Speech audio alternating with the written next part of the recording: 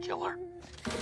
Ruth didn't know who it was, but that icy anger left her deeply uneasy. Returning to her room, she found Mary, one of her roommates, rummaging through her backpack. Ruth didn't hesitate to teach her a lesson. 20 years in prison had taught her how to handle just about anything. She then hurriedly checked her backpack. Most of her belongings didn't matter to her, except for one thing: the photo of Katie taken when she was 5. That was something no one else was allowed to touch. Later, Ruth left the halfway house to look for work. Life now had its costs, and without an income, she couldn't survive in the city. But when she went to interview for a carpentry job, she was turned down on the spot because of her record killing a police officer. I got my carpentry certificate. I did a year of welding. I don't need birdhouses and stop signs, okay? Faced with cold indifference and disdain, Ruth didn't try hard to recommend herself further. She knew no amount of talking could erase the judgment others had already formed about her. Meanwhile, the two sons of the sheriff, who had been killed years ago, reunited because of Ruth's release. The call Ruth had received earlier was from the older son, Keith, who swore he would make Ruth pay for what she had done. But his younger brother Steve had since married and started a family. He didn't want to dig up the past, believing Ruth had already paid for her crime.